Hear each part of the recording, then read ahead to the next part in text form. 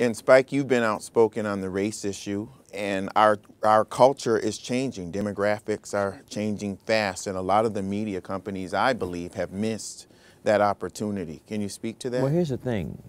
The United States Census Bureau has said by as early as 2030, 2035, white Americans are going to be a minority in this country. And if the media companies, if industries in general do not take heed to that, they're going to be out of business. Yeah. Because the smart people are going to start taking that as an alarm and start doing their business that reflects the reality. The reality. And that means not just the product, but also hiring. You know, you can't be all this stuff and then you go to your office and there's no people up in there, you know. So diversity has to be on both sides. And a lot of people just talk out of the side of their mouth, but I think the people that truly embrace it, those are the ones that are going to win.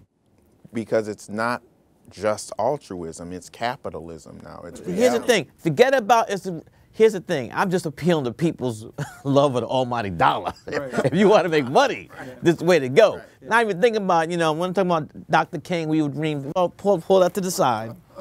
Yeah. It is Black History Month, let's pull that to the side. But just the almighty dollar bottom line, this is the best way to go. Yeah. I think, listen, I think the realities are the realities, and that, you know, we could talk about people's perception of demographic planning and then the realities on the ground, right? And people have diverse interests, even though you might cast them or write the script of how they look on the outside. It's pretty amazing how broad their interests are on the inside, right. and how they find alignment, right, and congruency. So this is like, that's what Complex has done. We've sought to organize this reality. And I couldn't articulate it 15 years ago in this way, you know, when we started like the magazine. Just learn, yeah, learn. But this is just like, I was wanting to build a solution that said that like cool and notions of cool don't discriminate. If it's Tony Hawk on a hoverboard, or if it's Wale and Jerry Seinfeld, if it's Monet Davis and Spike Lee, like cool like manages to kind of be like a magnet. There's an energy there that kind of things come together.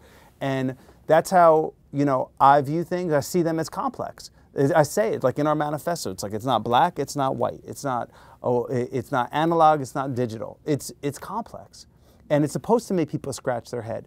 I can't change the fact that the way Madison Avenue out there organizes their demographic grid, the way that media planning, the green light process in the studios, broadcasters on big networks, they're still working in these silos, but they got to take an inventory. It's not like that on the ground. Right. Okay, it's not like that on the ground when you get into like, hey, what are you listening to? Who do you follow on social media? Like, you see the diversity is really broad. Mm-hmm. And it's not simple. You said you couldn't articulate it 15 years ago, but you certainly lived it. I mean, you were a kid in New Jersey doing graffiti that came up in the culture and understood the culture emotionally.